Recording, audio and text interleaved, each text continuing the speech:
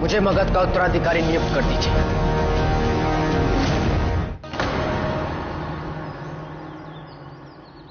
सम्राट आपको और राजकुमार सुशीम को बुला रहे हैं। ठीक है, तुम जाओ। सुशीम अब तक लौटा। कल तो मैंने बहाना बना दिया था, किंतु अब सम्राट पूछेंगे तो मैं क्या कहूंगी? कोई समाचार? मैंने कहा था सुशीम को अकेले जाना उचित नहीं है, किंतु मेरी बात सुनता ही का। अब मैं सम्राट से क्या कहूंगी? यदि मैंने कहा कि वो कहां और क्यों गया है और अब तक नहीं लौटा तो... शांत हो जाइए महारानी, आपकी उद्विग्नता से कोई समाधान नहीं निकलेगा। शांत हो जाओ? मेरा पुत्र कल से लौटा नहीं और आप कह रहे कि मैं शांत हो जाऊं? आपको स्मरण है कि उसने कितना बड़ा जोखिम उठाया है? इसीलिए तो कह रहा हूं महारानी कि धैर्य रखिए। हो सकता है कि राजकुमार सुशीम को अधिक समय लग रहा हो और इसीलिए उन्हें आने में विलंब हो गया हो। वो इस अवसर को किसी भी स्थिति में अपने हाथ से जाने नहीं देना चाहते हैं महारानी। आप ठीक कह रहे हैं, ये भी हो सकता है, किंतु मेरा मन अभी भी अशांत। यूनानियों को ज्ञात नहीं है कितनी बड़ी भूल करने जा रहे हैं। पिताजी महाराज तुम में से किसी को क्षमा नहीं करेंगे। अरे पिताजी महाराज, क्या मेरा हाथ छोड़ दो, दिखा देता हूं मौर्यवंशी क्या होता है। तो इतना ही दम होता ना तुझमें, राजा अशोक नहीं बनता। बिंदुसार ने एक ही कार्य तो अपने जीवन में सही किया, अशोक जैसे पुत्र का पिता बनकर। तुम्हें क्षण में कुचल सकता हूं, कीड़े मकोड़े की तरह। तेरे कायर, छल से आक्रमण तू करने आया है, मुझे कुचलेगा। क्या कहा तूने? क्या कहा तूने? क्या कहा? इतनी शीघ्र नहीं मारूंगा तुझे, पहले तेरे पिता की हत्या करूंगा, सिंहासन खाली हो जाएगा, उसके बाद पूरे मौर्य वंश की हत्या करूंगा, ताकि कोई भी मौर्य वंशी किसी भी यूनानी को चेतावनी देने के लिए जीवित ही न बचे। और फिर मैं उस सिंहासन पे उसको बिठाऊंगा जो उस सिंहासन पे बैठने के योग्य है। समझ रहा है ना तू कि मैं क्या करने वाला हूं? तेरे सामने तेरा सब कुछ छीन लूंगा और फिर जब तुम हार के टूट जाओगे तब मैं तुम्हारी हत्या करूंगा। इसमें कड़ी दृष्टि बनाए रखना।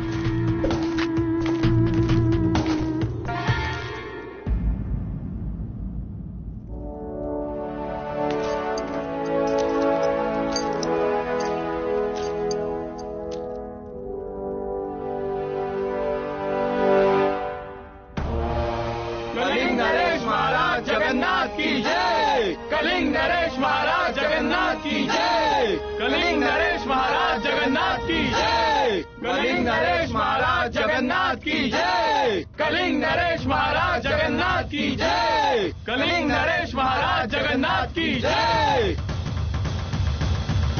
मैं सदैव कहता हूं कि जब तक सब अच्छा ना हो जाए तो समझ लेना कि अभी अंत नहीं हुआ।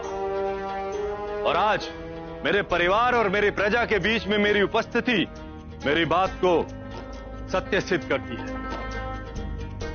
और यह एक स्वप्न जैसा है। संभवतः मैं इसे स्वप्न ही समझता, परंतु स्वप्न इतने सुंदर कहां होते हैं। और इसका सारा श्रेय उसको जाता है जिसके साहस, संकल्प और त्याग के कारण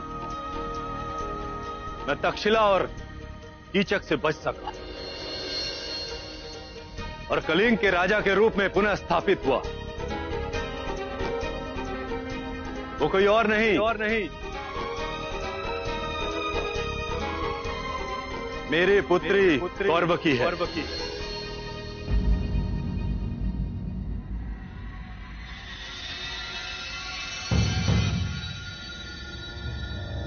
राजकुमारी कौरव की जय। की जय, राजकुमारी कौरों की जय, राजकुमारी कौरों की जय, राजकुमारी कौरों की जय, राजकुमारी कौरों की जय, राजकुमारी कौरों की जय, राजकुमारी कौरों की जय, राजकुमारी कौरों की जय, राजकुमारी कौरों की जय।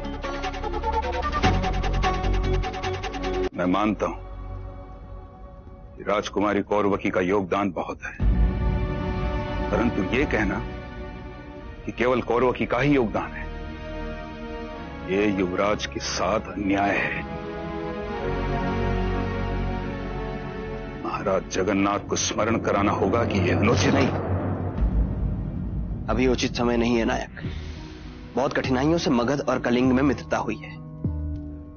अब इस संबंध में धैर्य और विश्वास की आवश्यकता अधिक है। अब यदि यहां कुछ भी अप्रिय या अनुपयुक्त होता है तो उससे अशोक और सम्राट के संबंध और भी प्रभावित हो सकते हैं। रंग पंचमी की हार्दिक शुभकामनाएं। आपको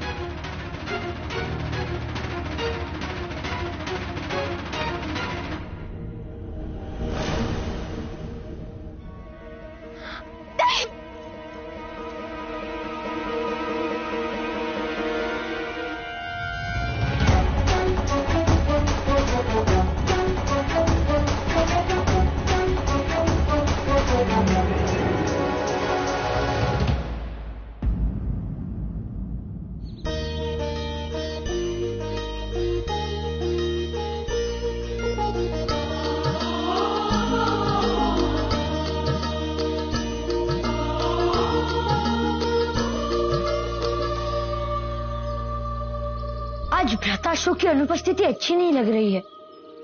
यदि वो यहाँ होते तो मैं उन्हें नहीं छोड़ता। सबसे पहले वही मेरा लक्ष्मण। आज कितने दिनों के पश्चात बच्चों की खिलखिलाहट गूंजी है हमारे राजभवन में।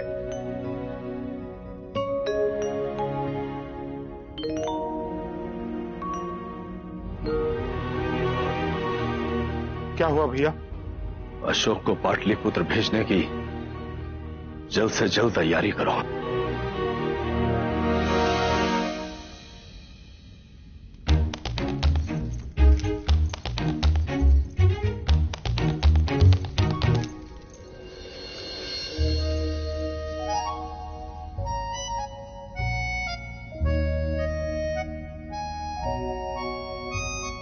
रंग पंचमी की हार्दिक शुभकामनाएं।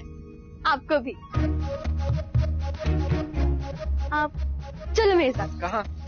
कुछ बताना है। उसके लिए कहीं और जाने की क्या आवश्यकता है? यहाँ नहीं बता सकती, चलो अभी।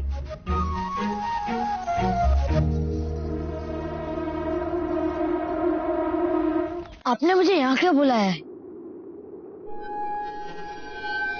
समय आ गया है हमें वो करने का जो हम वर्षों से करना चाहते थे। तो ये क्या है? सिंहासन तक पहुंचने में हर बाधा को दूर करने का उपाय। स्वाद में तो मीठा है बेटा, लेकिन जो भी इसका सेवन करता है वो क्षणों में ही अपने होश खो बैठता है। ये सुरक्षा कर्मचारियों के लिए है। जैसे ही वो अपना होश खो दे तो फिर तुम हमारे लिए पीछे के द्वार खोल देना। हम अपने सैनिकों के साथ वहीं प्रतीक्षा कर रहे होंगे। मीर और मुझे तुम पर बहुत विश्वास है। कोई भी भूल हुई ना बेटा तो इसका परिणाम क्या होगा इसकी तुम कल्पना भी नहीं कर सकते। ध्यान से सुनो। सब तुम पर विश्वास करते हैं और इसी का तुम्हें लाभ उठाना है।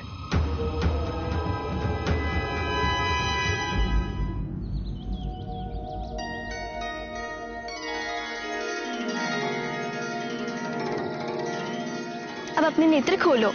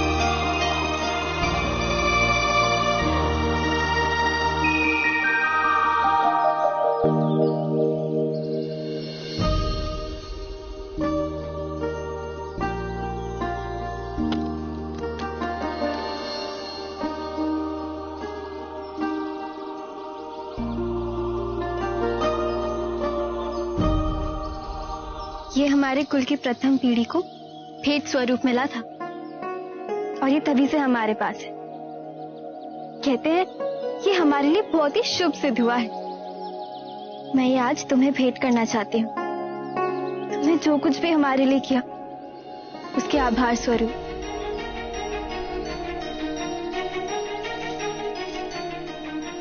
नहीं कौरविकी, ये तुम्हारे परिवार का है। तुम इसे मुझे कैसे दे सकती हो? तुम भी तो परिवार हो। तो फिर परिवार के सदस्य को ही पहनाना पड़ेगा।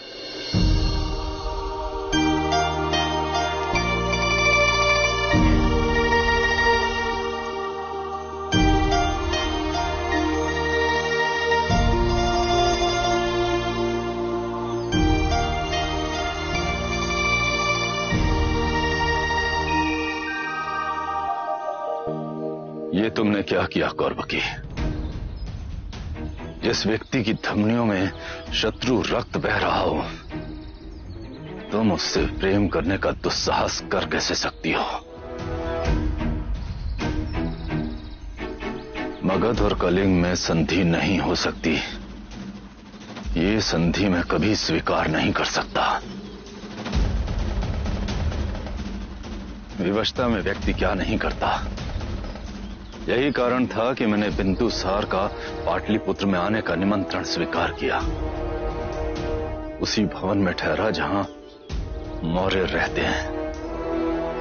मगध और कलिंग में कभी संधि नहीं हो सकती और मैं ये बात कभी नहीं भूल सकता कि इन्हीं मौर्यों के कारण मुझे मेरा साम्राज्य छोड़ना पड़ा। मुझे मेरे साम्राज्य से अपमानित करके निकाला गया। नहीं भूल सकता मैं ये।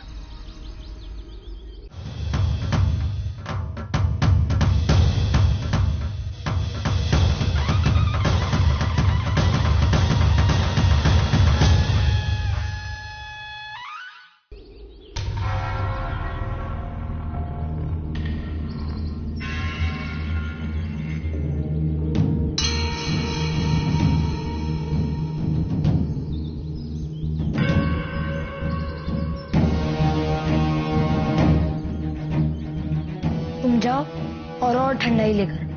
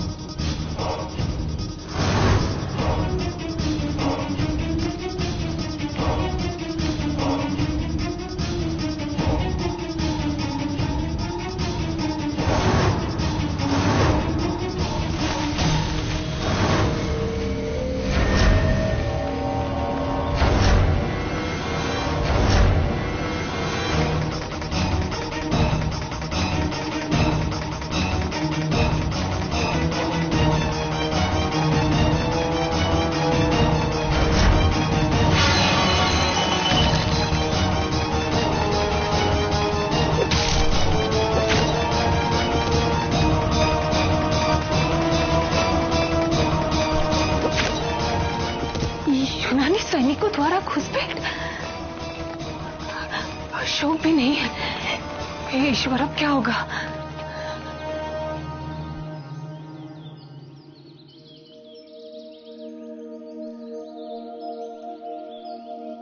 क्या हुआ?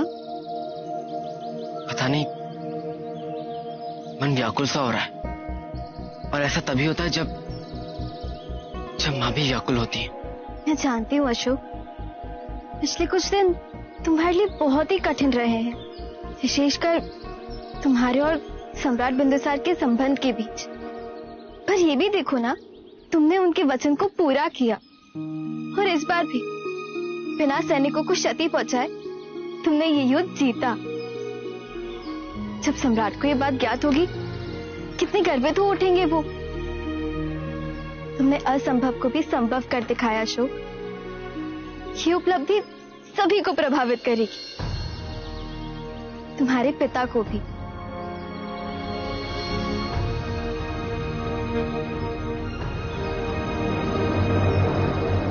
सम्राट! सम्राट! क्या हुआ?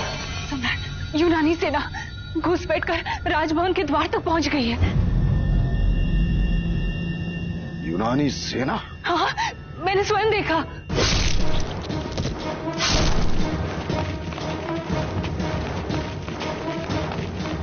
इसका अर्थ यह है कि निकेटर ने होली के त्योहार के आड़ में आकर हमारे आंख में धूल झोंकी है।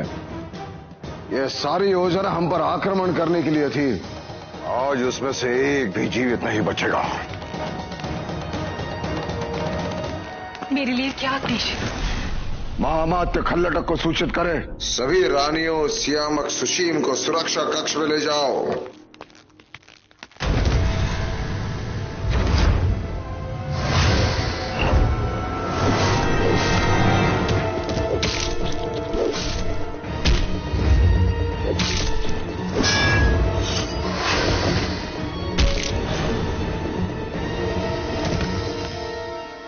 महामात्य खल्लटक, यूनानी सेना ने आक्रमण किया है। सम्राट को आपकी आवश्यकता है, उनकी सहायता कीजिए। ये क्या कह रही हैं आप रानी धर्मा? यूनानियों ने आक्रमण कर दिया? जी महामात्य, पीछे के द्वार से सम्राट अकेले गए उनका सामना करने के लिए। हमारे साथ इतना बड़ा छल! यहाँ पर इतनी बड़ी विपदा हुई है, पता नहीं अशोक कहाँ होगा।